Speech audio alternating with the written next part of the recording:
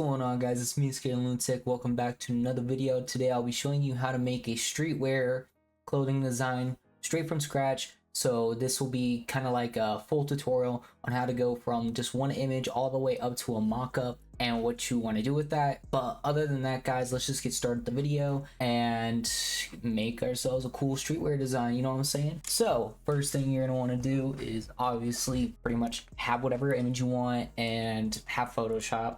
What I'm going to be using is this folder right here that I put on my desktop, and this already has a color palette that I want to use. I usually only use 3 colors, but if you want, you could do more. And then I have my FullerMoe, shout out FullerMoe, really cool guy, really good graphic designer. He makes some really good mock-ups, so I'm going to be using his mock-up. And then the image that we're going to be using, which is this one right here. This is the original image, and we're going to be making this into a streetwear design. I'm not going to go too in depth and like multi-layering designs, because usually I'll take about 4 or 5 images and make them all into one, but today we're just going to focus on just doing one. I'm actually going to put my headphones in. I don't know, it's easier for me to concentrate and do stuff when I have my earbuds in. What I'm going to do is I'm going to open a new file, and I usually, once I open up new file, what I'm going to do is I'm actually going to make an 11 by 17. So 11 by 17 is pretty much the max width that I found for a poster size, which also can be decreased for a t-shirt size, which is a rectangle box. I'm going to go in RGB color, which is what I usually do, but for prints, usually you want to use CMYK or things like that. And I'm just going to stay at an 8-bit, not a 16-bit. So I'm just going to go create, and it's going to be transparent. And all I'm going to do first is I'm actually going to take the bucket tool and fill that. From there, I'm going to open up the image I have, which is that skeleton. Shift, drag it up here, go to your tab and come back. Right click the layer you just put in, and then convert to smart object. Now you can really just close that.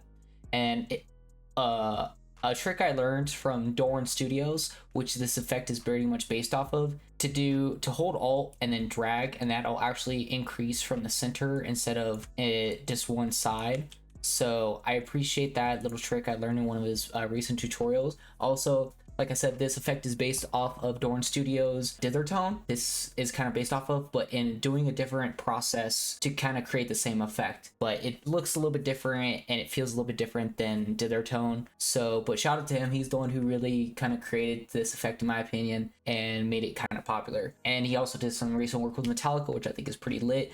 I'm not a big rock fan, but I know my dad is and whatnot, so that's pretty cool, in my opinion. Anyways, as I digress, we're gonna actually go back to our layer, and we're just gonna hold Alt and drag down so we have a copy and lock it and just basically disable it. So that way, in case, you never know, something may go wrong, we can now fix it, or go back and redo it if we need to. And what I like to do is I actually like to change the images just a little bit with the curves, just to try and maybe make things pop out, make things stand out. So I'm actually going to add a little bit like that, make the shadows actually stand out a little bit more, and then drop the mid. The reason I want it kind of like mid-toned pretty much, so that way it has a little bit more, is so that way it's able to get the background a little bit more, because as you can see, it was already really dark before, but now it's gonna be able to get a little bit more, and you see a little bit more light. And I'm actually going to just Control J, Control E, going to keep that as its own little group. Now we're gonna get into the actual process of it. So what we're going to do is I'm going to name this shadows, and I'm actually going to convert that back to a smart object.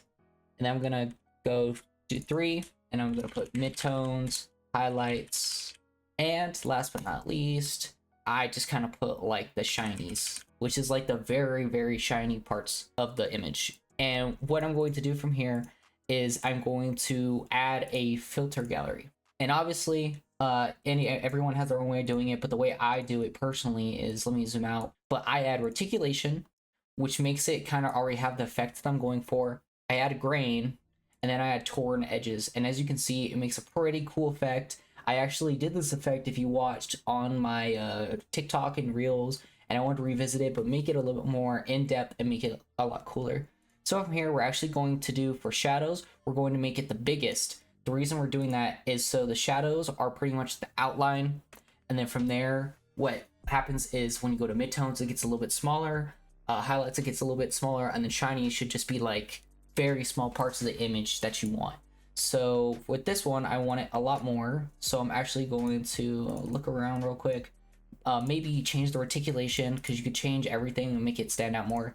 For this one, I want to do pretty much a high background level for this design, so that way it gets a lot of the shadows, a lot of the the skeletons and everything. And from there, I'm actually going to go back and just change the contrast. And as you can see, this is like, whoa, what's going on, right? And actually I'm going to change back to 13, but the contrast right here is pretty much going to be what you're using to kind of get the effect that you want. And we're going to adjust the contrast to what we need. And after that, I'm going to check the torn edges, make sure everything's good on here. But from here, I got kind of what I want. I kind of got it pretty much how I want. I want a lot of light, but not too much. And from there, we are going to click OK, and I'm going to do the rest of the layers, and then you're going to see kind of what I mean at the end.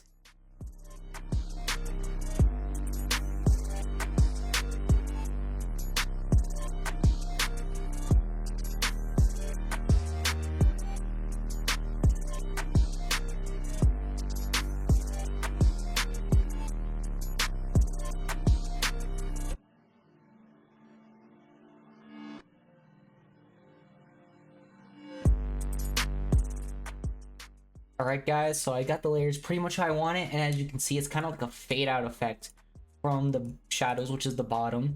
And what this does basically is it allows us to do quite a bit to the images without being destructive, since they're smart objects. So the first thing we're going to do actually to make this stand out a lot more, what we're going to do is we're actually going to remove all the black from each of the images.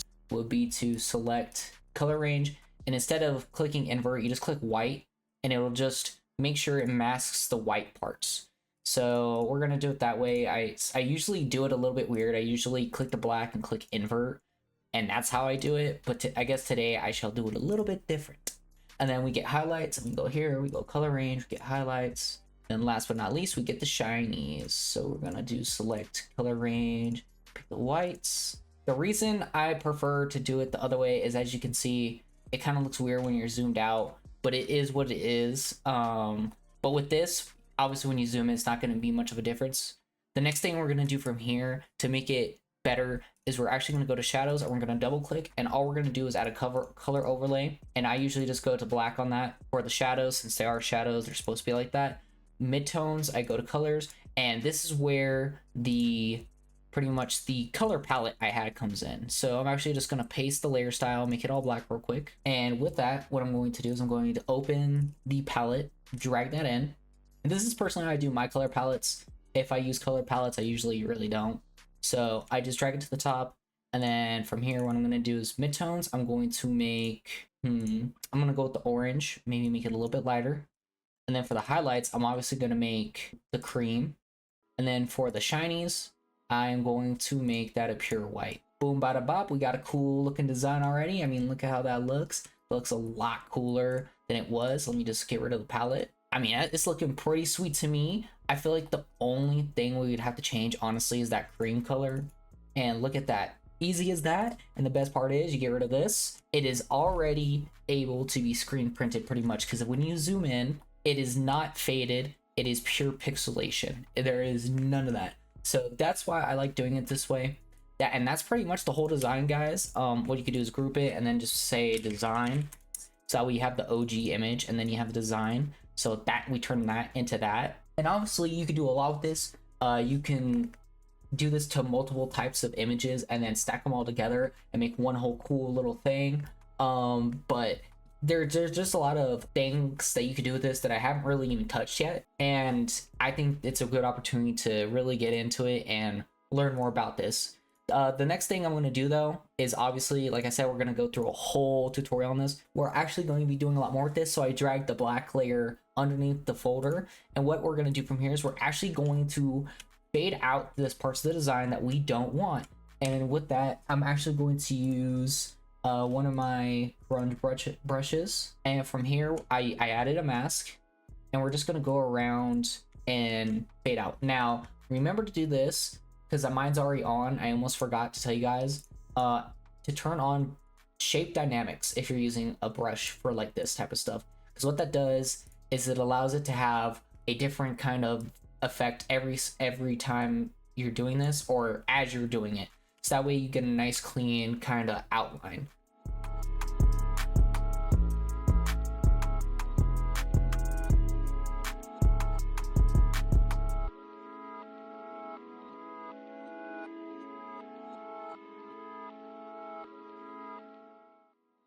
With that, we got our final kind of design. I mean, look at that. That looks a lot better. This is what it looked like before. This is what it looked like after.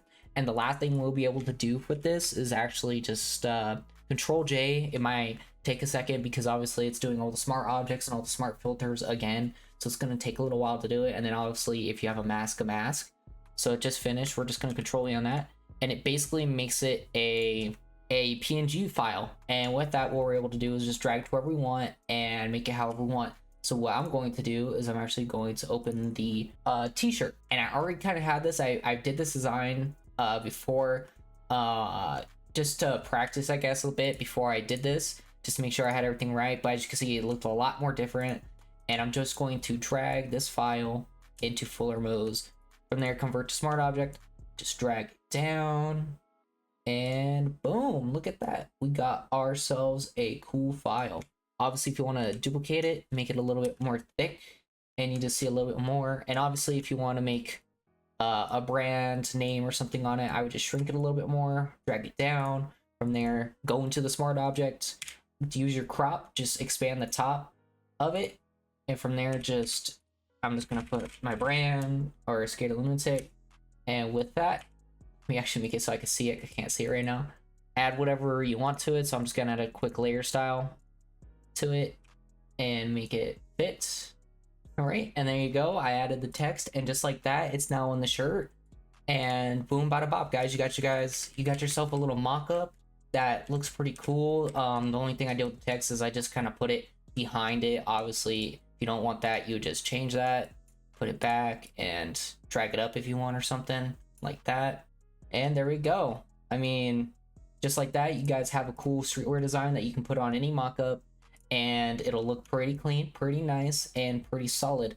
But thank you guys so much for watching. If you did, I'm trying to make more cool stuff like this, maybe make more streetwear speed arts and stuff like that. I've been trying to also do some things, so I may be gone for a while here in a couple months, and I mean gone for, I would say, almost a year. And to put it simply, I got out of the military last year, but I'm thinking of going back in. And unless it happens, I'm not going to talk too much about it. I am still kind of in the beginning phases of really think about it, or like the middle phase of think about it. But thank you guys so much for watching. If you did, if you want to leave a like, I'd appreciate it so much. It helps out the channel. Subscribe, and if you want to, ring that bell so that way you guys know when I upload again.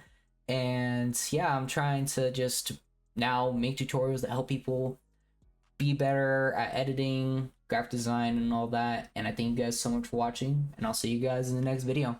Peace.